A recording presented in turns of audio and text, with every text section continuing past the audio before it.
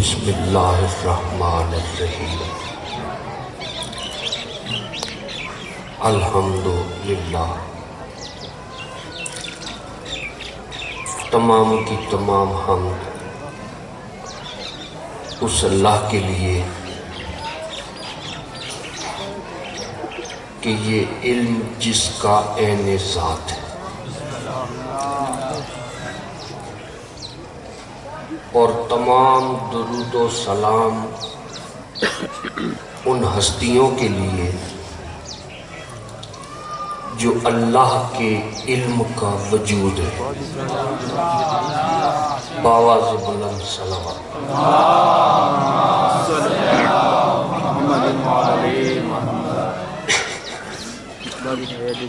ایک دفعہ پھر باواز بلند صلوات۔ اللہم صلی علی محمد و آل محمد۔ مجلس مولا کی جاری و ساری ہے۔ مجھے یہ حکم ہوا کہ آپ نے مجلس پڑھنی ہے۔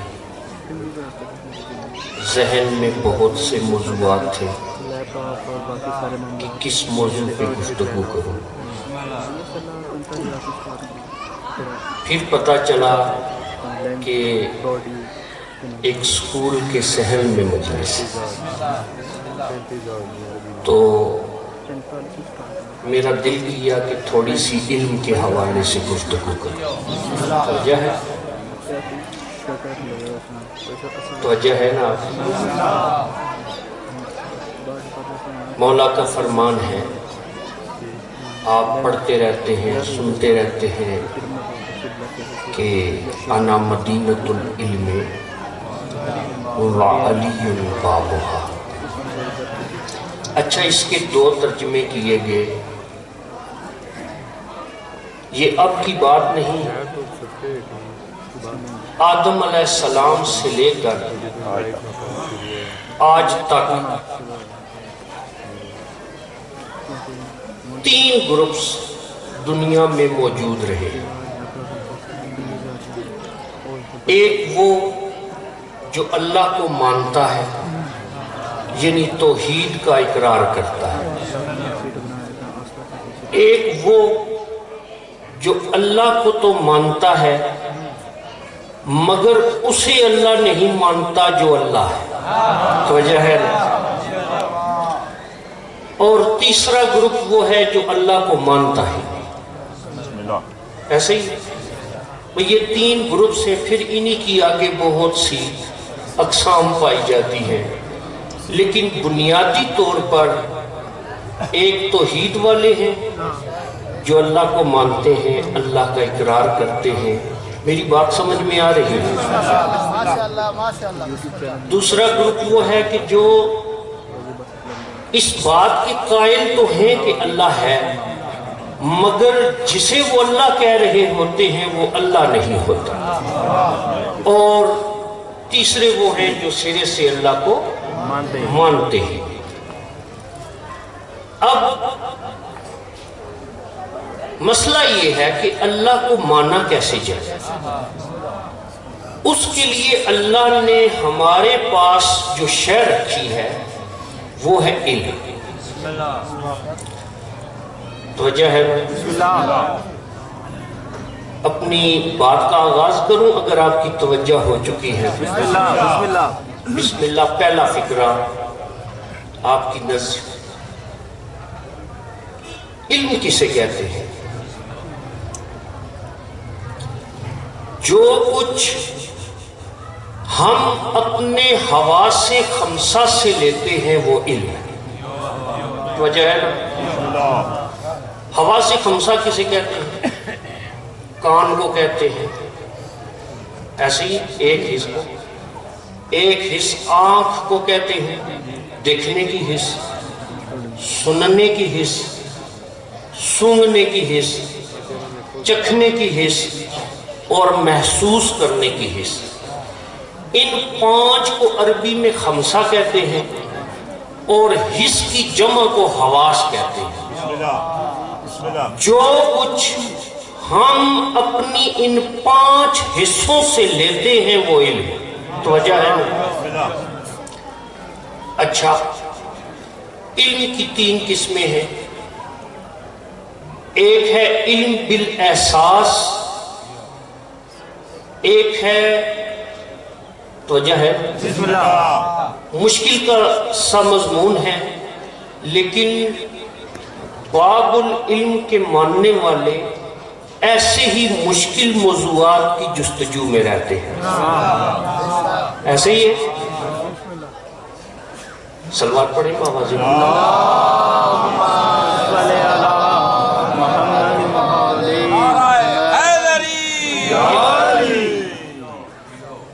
علم بالاحساس، یعنی جو کچھ ہم محسوس کرتے ہیں وہ علم ہے. یہ علم کی اقسام بتا رہا ہوں. دوسرے نمبر پہ ہے وجدان، یعنی اپنے وجود کا احساس ہونا. آپ کو کسی نے نہیں بتایا کہ یہ ہاتھ ہیں، یہ پاؤں ہیں، یہ آنکھیں ہیں. کسی نے سکھایا نہیں، کسی نے بتایا نہیں. آپ کو وجدان ہے تو اپنے وجود کا احساس ہے. تیسرے نمبر پہ ہے بداہت اولیہ. جیسے مچھلی کا بچہ جب پیدا ہوتا ہے تو وہ تیرنا شروع کر دیتا ہے نا ایسا؟ اسے تیرنا کس نے سکھایا؟ انسان کا بچہ جب اس دنیا میں آتا ہے تو روتا ہے. رونا خود ایک علم ہے. توجہ ہے نا؟ اسے کس نے بتایا کہ رونا ہے؟ یہ وہ چیزیں ہیں جو ہم ساتھ لے کے آتے ہیں. یہ بھی علم. اس کے بعد ہے علم بالعقل. جب ہم اپنے محسوسات کو عقل کی بارگاہ میں پیش کر دیتے ہیں تو اسے کہتے ہیں علم بالعقل. ٹھیک ہو گیا؟ علم بالاحساس کی 2 قسمیں، ایک علم بالاحساس ہے اور ایک علم بالعقل ہے. عقل علم کی آنکھ کو کہتے ہیں. توجہ ہے نا؟ تھوڑی سی مثال دے کر آگے چلوں تاکہ آپ کو سمجھ آئے. سلوات پڑھیں باواز.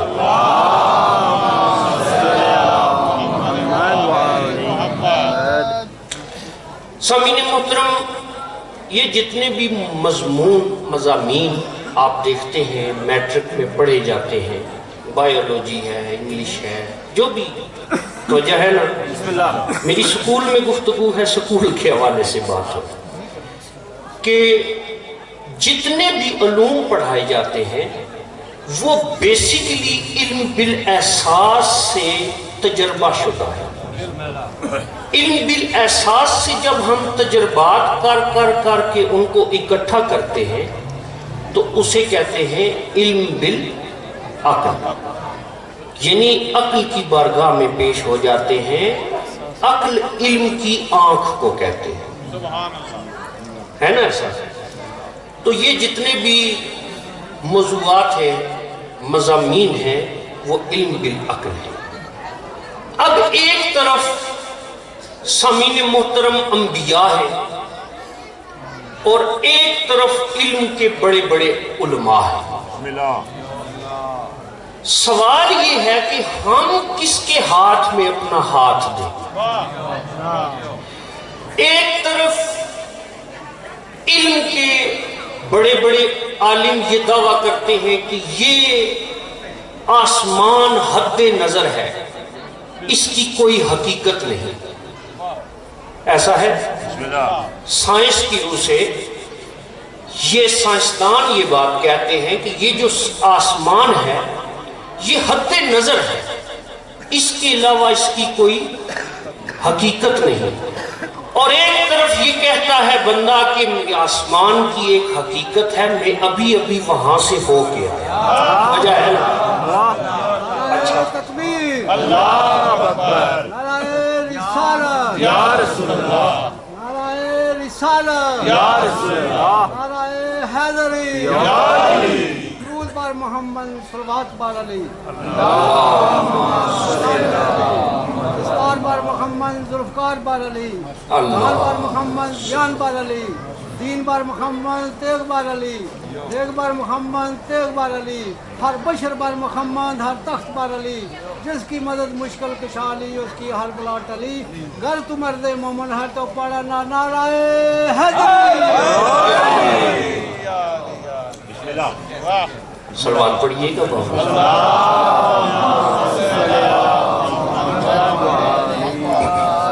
ایک طرف انبیاء ہے اور ایک طرف علماء ہے علم کے بڑے بڑے وہ یہ کہتے ہیں کہ بھئی جنت اور دوزخ ایک افسانہ ہے اس کی کوئی حقیقت نہیں اور دوسری طرف سے آواز آتی ہے بھئی جنت بھی ہے جہنم بھی ہے اور میں جنت کا تقسیم کرنے والا اچھا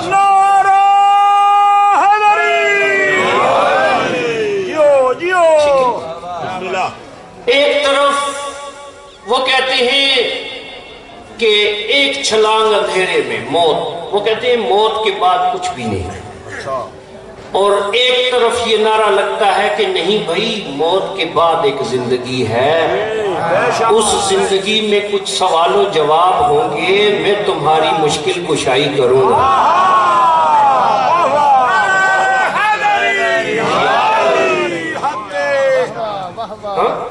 ایک طرف علماء ہیں سائنٹسٹ ہیں اور ایک طرف انبیاء ہیں ان کا آپس میں ایک دوسرے سے مقابلہ ہے یوں کہیں بلکہ ایک بڑا ہی خوبصورت جملہ جو میں نے 2 دن پہلے ہی لکھا کہ ایک وہ شخصیت ہے جسے خبر نہیں کہ اس کے بعد کی زندگی کیا ہے اور ایک وہ ہے جو اس زندگی کے بارے میں ہمیں خبر دیتے ہیں تو ان میں سے ایک حضرت آدم علیہ السلام کے بیٹے بڑے ادب سے گفتگو کر رہا ہوں میرا اشارہ سمجھیے گا یہی بات اگر سمجھ میں آ جائے تو سارے معاملات حل ہو جائے کہ حضرت قابیل رضی اللہ تعالیٰ عنہ نے حضرت حابیل علیہ السلام کو قتل کر دیا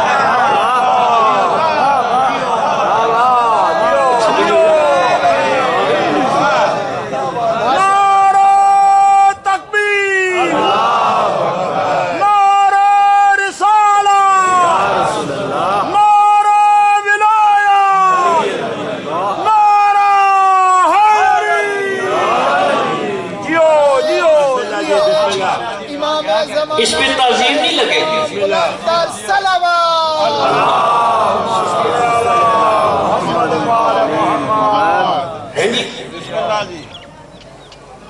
کسی ظالم کو رضی اللہ کہنے سے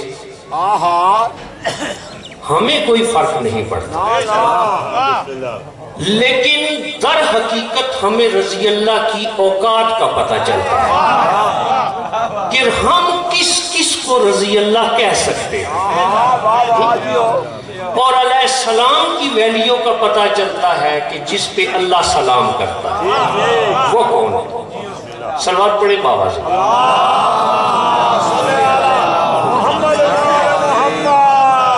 اچھا ایک طرف انبیاء ہیں اور ایک طرف سائنٹسٹ ہیں علماء ہیں وہ یہ کہتے ہیں کہ بھئی اس زندگی کے بعد کوئی زندگی نہیں اور انبیاء ہمیں یہ تعلیم دیتے ہیں کہ اس زندگی کے بعد ایک زندگی ہے اور اس زندگی میں آپ جو کچھ یہاں کریں گے اس کا وہاں حساب دینا ہوگا اچھا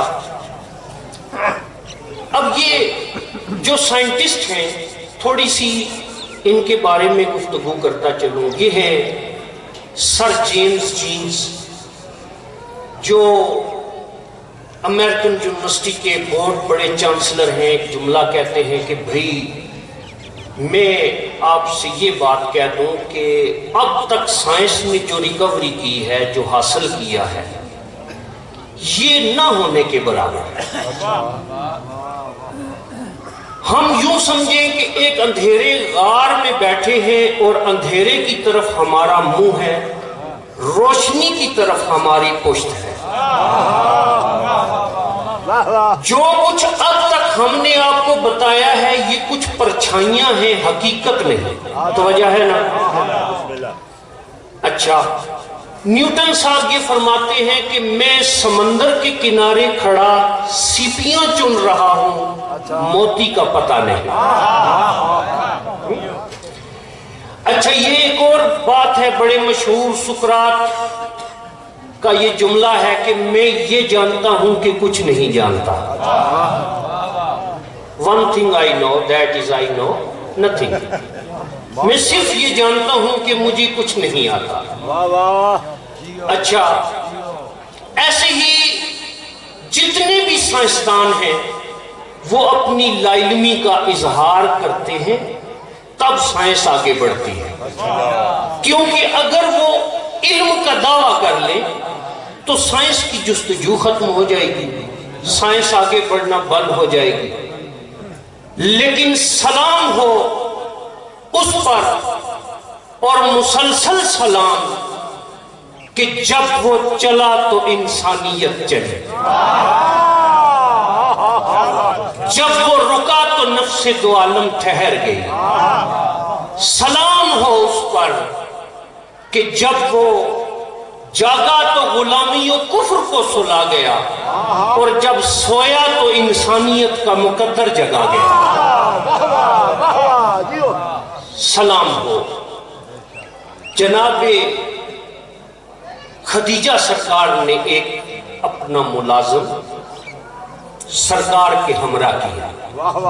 تو جو ہے نا کہ تم نے مجھے بتانا ہے کہ یہ سامان خرید و فروخت میں کیا کرتے ہیں۔ یہ جو عمران کا بھتیجا ہے، وجہ ہے نا، غلام گیا، سفر کے حالات، جناب خدیجہ سرکار نے اپنے غلام سے پردے میں بٹھایا اور پوچھا، ہاں بھائی اب بتاؤ کہ محمد میں تم نے خامی کیا دیکھی؟ تو جو ہے نا، محمد میں خامی کیا دیکھی؟ اب ملازم جو ہے، غلام ہے بی بی کا، وہ یہ جملہ کہتا ہے، چہرہ چاند ہے ستارہ جبیں ہے۔ جناب خدیجہ نے کہا، بھی میں تمہیں یہ کہہ رہی ہوں تو میرا غلام ہے، یہ بتاؤ کہ سرکار میں تم نے خامی کیا دیکھی؟ سرکار کی برائیاں بیان کرو بھائی، میں یہ جاننا چاہتی ہوں۔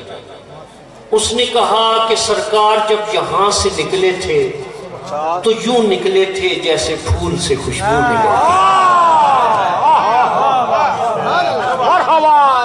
اچھا، پھر اس نے کہا جب وہاں سے نکلے تھے تو یوں نکلے تھے جیسے مومن کے منہ سے کلمہ نکلا۔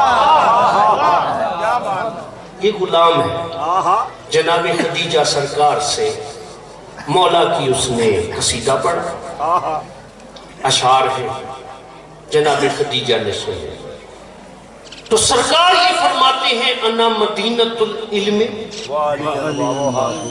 وعلی بابا۔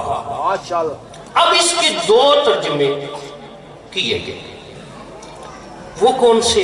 پہلا ترجمہ، میں علم کا شہر ہوں اور علی اس کا دروازہ ہے۔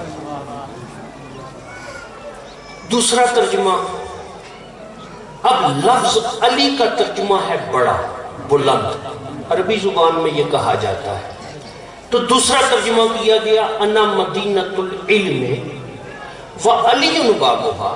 یہ سرکار نے تو مولا علی کا نام ہی نہیں لیا بھائی، یہاں پہ تو کہا میں علم کا شہر ہوں جس کا دروازہ بڑا بلند ہے۔ ٹھیک ہو گیا؟ ان سے ایک بات کہتا چلوں کہ سرکار نے بڑا ہی خوبصورت یہ حدیث فرمائی ہے، تو اگر علم کا شہر آدمی ہوگا تو اس کے دروازے کو بھی آدمی ہونا چاہیے۔ یقیناً علی بلند ہے، لیکن مولا نے کہا انا مدینۃ العلم والی بابها، مجھے حکم ہوا 12ویں آقا بادشاہ سرکار پر بھی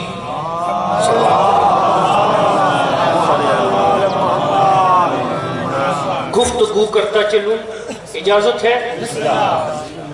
بالکل آپ کی ذہن کی زمین تیار ہے۔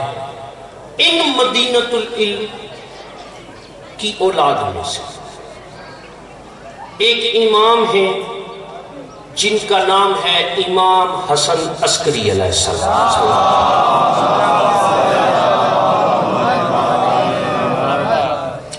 مولا کا ایک غلام ہے، اس کا نام ہے بشیر۔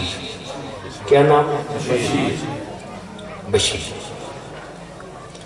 مولا نے کہا بشیر جاؤ، علم کی بات کر رہا ہوں، ذہن میں رکھیے گا۔ بشیر جاؤ، یوں فلاں نہر کے کنارے کچھ کشتیاں کنارے پہ لگیں گی، اس میں جو نامی کشتی ہوگی، اس میں جو سب سے آخر میں کنیزیں اتریں گی، سب سے آخر میں جو کنیز ہے وہ جب اتریں گی تو تم نے یہ کرنا ہے کہ ان کی بولی لگے گی۔ جب بولی لگے وہ 700 درہم مانگے گا۔ وجہ ہے 700 درہم مانگے گا، تم یہ 900 درہم لے جاؤ اور وہ کنیز خرید لے۔ تو وجہ ہے نا؟ بشیر آئے، مولا کے غلام ہیں، وہ پہلی کشتی، دوسری، تیسری، چوتھی، پانچویں، چھٹی، ساتویں، آٹھویں، نامی کشتی۔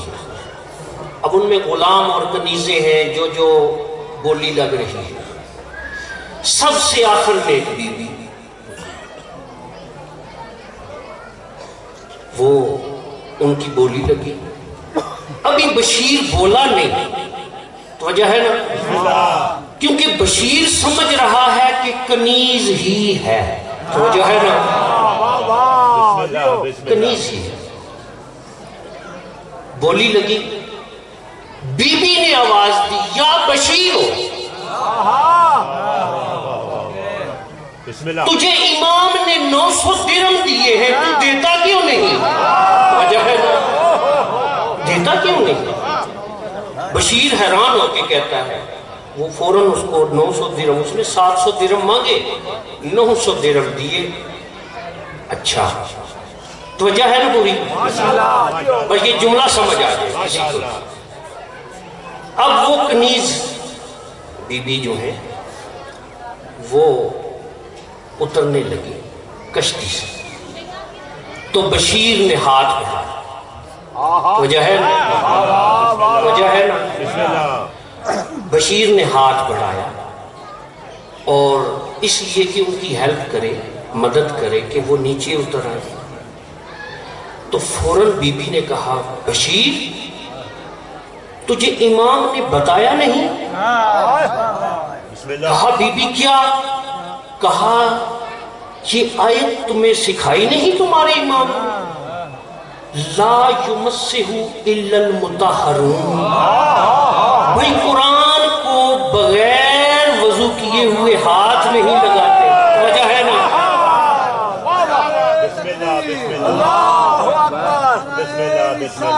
یا رسول اللہ، ہاتھ نہیں لگاتے۔ اچھا بی بی، اب بشیر کے ذہن میں ابھی تک وہ کنیز ہے۔ اچھا بی بی اتری، بی بی اتری۔ اچھا بشیر نے دیکھا، بڑا ہی شاید ایسا جملہ ہے کہ اس پہ ہو سکتا ہے کوئی فتویٰ بھی لگ جائے۔ بسم اللہ لیکن آپ کی محبت کو دیکھتے ہوئے بلکہ مودت کو دیکھتے ہوئے میں رہ نہیں سکتا کہ میں یہ جملہ نہ کہوں۔ بسم اللہ بسم اللہ بشیر نے دیکھا کہ کچھ مخلوق نے اس بی بی کے لیے کچھ ایسی چیزیں رکھی کہ جن پر بی بی نے قدم رکھا۔ واہ واہ واہ واہ بشیر نے کہا کہ یہ کیا ہے؟ تو بی بی نے کہا ہاذا انجیل، توجہ ہے نا، ہاذا توریت، ہاذا مصحف عید، جتنے بھی انبیاء کے صحائف ہیں یہ وہ ہیں۔ بشیر حیران ہوتا ہے، اچھا تو بی بی ہے، کمال ہے، آپ سواری کریں۔ کہا بی بی میں حیران ہو گیا ہوں، آپ ہیں کون؟ توجہ ہے؟ ماشاءاللہ بسم اللہ بی بی نے کہا بشیر احتیاط سے، میں تیرے امام 11ویں امام حسن عسکری کی بیوی ہوں۔ توجہ ہے نا؟ ہے آقا زادی آپ بیوی ہیں مولا کی؟ بشیر نے اپنا سر جھکایا اور چلتے چلتے کہا بی بی اگر مناسب سمجھے تو مجھے حال بتا سکتی ہیں کہ آپ کی شادی کیسے ہوئی؟ میرے تو علم میں نہیں کہ آپ میرے امام علیہ السلام کی شادی ہوئی۔ توجہ ہے نا؟ بسم اللہ بی بی نے کہا بتاتی ہوں، بھئی میں ایران کے شاہ یزجرد کی بیٹی ہوں۔ اچھا آپ ایران کے بادشاہ کی بیٹی ہیں؟ پھر کہا میرے لیے ایک رشتہ آیا، دوسرا آیا، تیسرا آیا۔ جس دن شادی کا دن ہوتا تھا دلہا مر جاتا تھا۔ بادشاہ نے مجھ سے اپنی بیوی کے ذریعے، میری ماں کے ذریعے پوچھا، ہاں بھئی یہ بتاؤ کہ یہ کیا ماجرا ہے؟ بھئی 7 دلہے مر چکے ہیں۔ تو اس وقت میں نے انہیں کہا کہ بھئی شادی شدہ خاتون کی شادی نہیں ہو سکتی۔ بی بی کی عظمت پہ بلند تر صلوات صلی علی محمد بادشاہ نے پوچھا بھئی آپ کی شادی کیسے ہوئی؟ اب باپ پوچھ رہا ہے بیٹی سے، تو بیٹی کہتی ہے ایک دن میں سوئی ہوئی تھی ماشاءاللہ تو میرے کمرے میں وہاں جناب مریم سرکار کی تصویر لگی تھی جیو جیو جسے میں ہمیشہ دیکھتی رہتی تھی۔ ایک رات کو میں یوں جناب مریم کو دیکھ رہی تو میرے دل میں یہ خیال آیا کہ کاش کوئی ایسا لمحہ ہو کہ میں جناب مریم سے ملوں۔ ابھی میں یہ سوچ ہی رہی تھی کہ جناب مریم کی آمد ہو۔ تو وجہ ہے نا، جیسے ہی آمد ہوئی تو میں نے دیکھا، میں سمجھی کہ میں شاید خواب میں ہوں۔ حیران ہو کر نہ دیکھیے، 12ویں عقب اچھا سرکار کی والدہ کی بات کر رہا ہے۔ جیو جیو بسم اللہ بسم اللہ میں نے دیکھا، اپنے آپ کو جھنجھوڑا کہ میں نیند میں ہوں یا میں واقعی ان کی زیارت کر رہی ہوں۔ تو میں فوراً اٹھی، میں نے چاہا کہ میں جناب مریم کے قدم کو بوسا دوں۔ ابھی میں اٹھی ہی تھی کہ مریم نے مجھے روکا۔ توجہ ہے نا، کہا کہ میں تیری زیارت کے لیے آئی۔ واہ واہ واہ واہ جیو آقا ذاتی میری زیارت کے لیے؟ بسم اللہ۔ کہا صرف میں اکیلی نہیں آئی۔ اچھا، اس وقت میں نے دیکھا کہ جناب مریم کے ساتھ ایک اور خاتون ہے، میں نے انہیں نہیں دیکھا تھا پہلے۔ میں نے کہا یہ کون ہے؟ کہا کہ یہ جو امام الانبیاء ہے نا، یہ ان کی بیٹی ہیں، تمام خواتین کی سردار ہے۔ اچھا، یہ سرکار امام الانبیاء کی بیٹی مجھ سے ملنے کے لیے آئی ہے؟ کہا صرف اکیلی نہیں آئی بھائی، جب یہ آتی ہے نا تو 14 آتے ہیں، تو وجہ ہے نا سارا گھر آیا ہے اور انس کے آگے میں ہوں۔ اچھا، اب میں حیران ہوئی تو میں نے آقا ذاتی کو سلام کیا، ان کے قدموں کی قدم بوسی کی اور پوچھا کہ آقا ذاتی آپ کیوں آئی ہیں؟ کہا کہ جب کسی بچی کا نکاح کرنا ہو تو اس کی رضامندی کے لیے دولہے کے گھر والوں میں سے ہی کسی کو آنا اچھا، تو بی بی اب بی بی حیران ہو رہی کہ میری شادی اور ان کے نکاح کے لیے؟ اچھا، کہا کہ بی بی آپ میرا رشتہ کس سے کرنا چاہتی ہیں؟ کہا میرا ایک بیٹا ہے، اس کا نام حسن ہے، میں اس کا رشتہ تیرے لیے لے کر آیا۔ اچھا، اس وقت میں نے کہا بی بی میں نے تو حسن کو دیکھا ہی نہیں، میں نے ان کی زیارت ہی نہیں کی، تو مجھے کیا پتا چلا میرا رشتہ کس سے کر رہی ہے؟ کہا ہاں، میرے بابا کی شریعت میں ایسا ہی ہے کہ دلہن جو ہے وہ جب تک نہ دیکھے تو اس کا رشتہ واقعی نہیں بنتا، لیکن ہماری شریعت میں یہ بھی ہے کہ ہم دولہے کو پہلے سامنے نہیں کرتے۔ اچھا، میں ایک حل کرتی ہوں، وہ یہ بی بی نے اشارہ کیا، اب وہ جو معصومین کھڑے تھے نا ان میں سے ایک ہستی کو کہا بابا ذرا آگے۔ سرکار امام الانبیاء آگے بڑھے تو اس وقت بی بی نے کہا دیکھو یہ میرے بابا محمد ہے، میرا جو حسن ہے نا بالکل ایسا ہے، توجہ ہے نا؟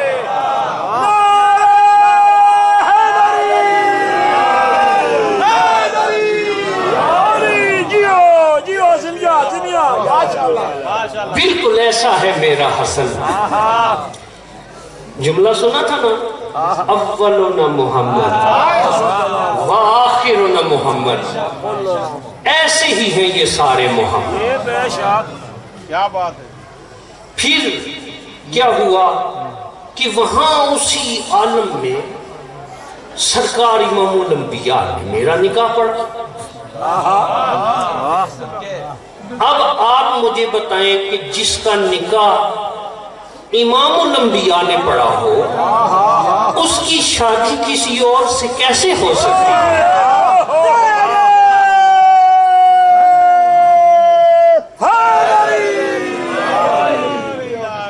ایسے ہی ان کی شادی کسی سے کیسے ہو سکتی ہے؟ تو اس لیے آپ جتنے دلہے لاتے جائیں گے ان کی آخرت آتی جائے گی، اس لیے سلوات پڑھیے نا بابا سے۔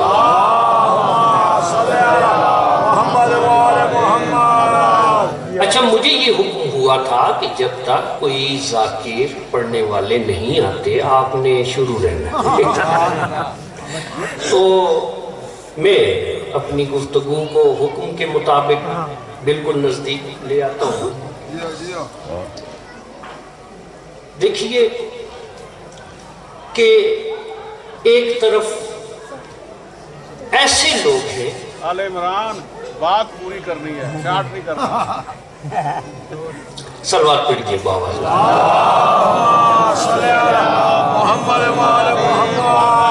پھر ایک بچپن کے ساتھی ذکی الحسنین صاحب، بسم اللہ، سید کسرا سے بادشاہ نظر دیوان بادشاہ کی دھرتی سے، میرے لیے ان کی آمد بھی کسی وہ مارکے سے کم نہیں ہے۔ سلوات پڑھیے نا بابا سے۔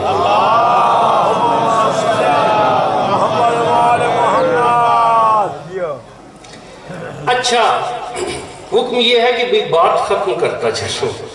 میں روکنا چاہ رہا تھا کہ یہ باتیں ہوتی رہیں بی بی میں اور بشیر.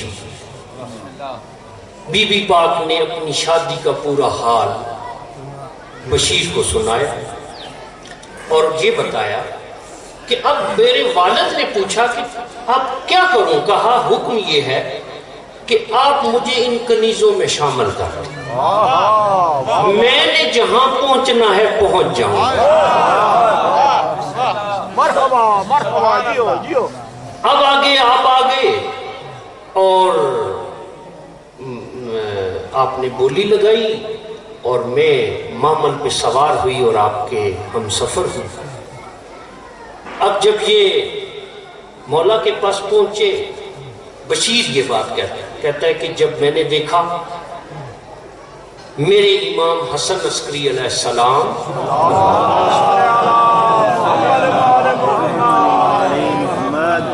جب میں پہنچا دروازے پر تو میں نے دیکھا کہ میرے امام ننگے پاؤں اضطراب کی حالت میں چہل قدمی کر رہے ہیں، انتظار کر رہے ہیں.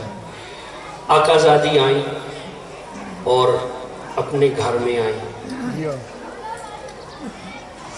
معاملہ یہ ہے کہ دو چیزیں ہیں، ایک علم ہے اور ایک عقل ہے. تو جو ہے نا میں نے جہاں سے بات شروع کی تھی، ایک علم ہے نالج اور ایک عقل ہے. اس کی آنکھ کو عقل کہتے ہیں، علم کی آنکھ.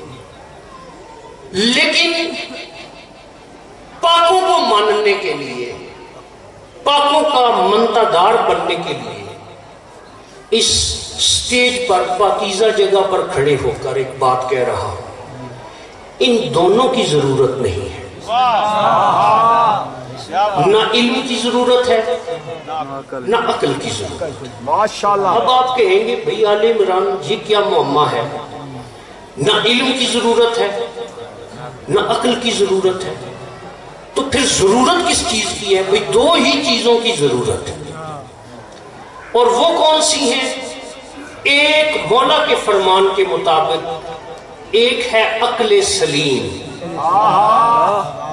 پاکوں کی معرفت کے لیے عقل سلیم کا ہونا ضروری ہے، اور یہ آتی کس میں ہے؟ جس کا شجرہ پاک ہو. توجہ ہے؟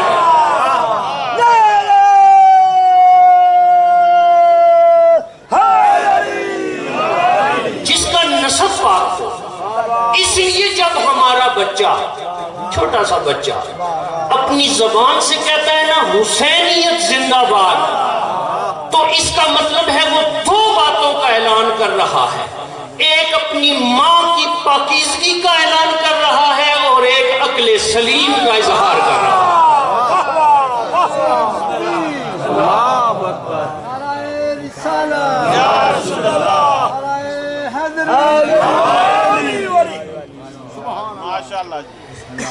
بس عزاداروں دو جملے مصاحب کے پڑھتا چلو کہ لا الہ الا اللہ محمد رسول اللہ پڑھنے والوں نے علی ولی اللہ کا گھر لوٹ لیا. ایسا لوٹا کہ پھر یہ اس طرح آباد نہ ہو سکا. میرے بھائی نے شام کا تھوڑا سا واقعہ پڑھا. بڑے عرصے کے بعد میں شام کے بارے میں مصاحب دل کر رہا ہے پڑھنے کا، اجازت ہو تو بالخصوص سادات سے. بی بی پاک کا ایک جملہ ہے کہ شام میں عزاداروں 6 بازار ہیں اور وہ مختلف اینگل میں ہیں. یعنی جب کوئی ایک بازار میں جاتا ہے تو ضروری نہیں وہ دوسرے بازار میں جاتا، وہ سب الگ الگ. تو جب وہ مین بازار میں یہ قافلہ آل محمد کا پہنچا تو کیا ہوا قافلہ روکا گیا. اعلان ہوا کہ جتنے بھی شام کے لوگ ہیں جس نے علی سے بدلہ لینا جس نے علی سے بدلہ لینا وہ شام کے بازار میں آ جائے. بس تاریخ کا یہ جملہ پڑھوں گا کہ وہ جو مین بازار تھا میں اس کی حالت نہیں بتا سکتا کہ کیا تھی، لیکن جو شام کی خواتین تھی انہوں نے یزید کو میسج بھیجا، پیغام بھیجا، یزید ایسا ہے کہ وہ جو مین بازار ہے ہم علی سے بدلہ لینا چاہتے ہیں، لیکن وہ جو مین بازار ہے نا اس کی حالت ایسی ہے کہ ہم وہاں نہیں جا سکتے، ہم وہاں نہیں جا سکتے، لیکن ہم نے بدلہ بھی لینا ہے. تو ایسا کر کہ وہ جو قیدی ہیں نا ان کو اس بازار میں لے کے. عزاداروں، مختلف بازاروں میں یہ پاک بیبیوں کا جو قافلہ ہے اسے گزارا گیا. بی بی پاک کا جملہ ہے کہ جب وہ سارے بازار ہم عبور کر چکے تو ہماری یہ حالت تھی کہ ہم ایک دوسرے کو آوازوں سے پہچانتے تھے. ہمیں نہیں پتا تھا کہ یہ کون.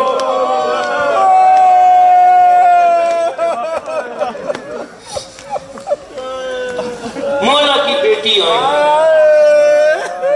اب شام کے دربار کا آغاز ہے. یزید نے دونوں طرف اپنی سپاہی کھڑے کیے، ان کے ہاتھوں میں ننگی تلواریں ہیں تاکہ جو دربار کے اندر آئے اس پر دربار کا رعب طاری ہو. واہ مولا علی کی بیٹی، جس سپاہی کے پاس سے گزرتی ہے اس کے ہاتھ سے تلوار گر جاتی ہے. سب سے آگے علی کی دروازے پہ آئی. جب دروازے پہ آئی نا تو دربار کو دیکھا یزید کے، تو بی بی کھڑی ہو گئی اور ایک جملہ کہا کہ سجاد بیٹا اب تو میری ہمت بھی جواب دے گی، میری ہمت بھی جواب دے گی. یزید نے یہ جملہ سنا. کیا؟ بی بی نے کہا میری ہمت جواب دے گی. تو یزید نے پوچھا فوراً کہ کیوں تمہاری ہمت جواب دے گئی؟ تو بی بی نے ایک جملہ کہا، اسکت،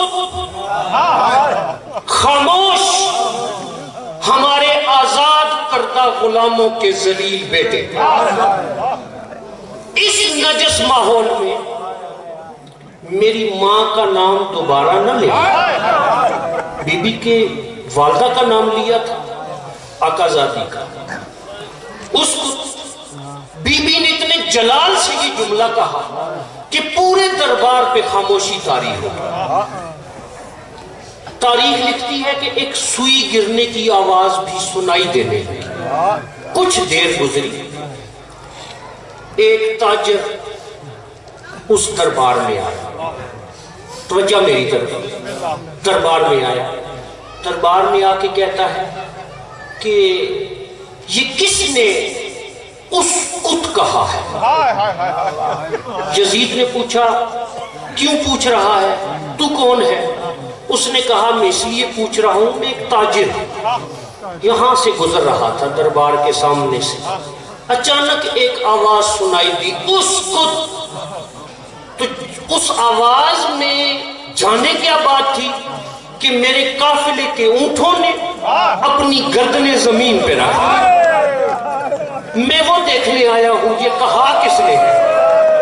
یزید نے کہا بی بی تم نے بڑے جوش میں یہ بات کہہ دی۔ آقا زادی نے کہا میرا سارا جوش تو کربلا میں رہ گیا، یہاں مجھ پر وہ قیامت گزری ہے کہ مجھے حسین کی شہادت بھول گئی۔ یزید نے کہا یہاں تجھ پر کیا قیامت گزری ہے؟ آقا زادی نے کہا یزید اس سے بڑی قیامت کیا ہوگی کہ میں زینب تجھ سے بات کر رہی ہوں، میں زینب تجھ سے بات کر رہی ہوں، اس سے بڑی بھی کوئی قیامت ہے؟ الا لعنت اللہ علی القوم الظالمین۔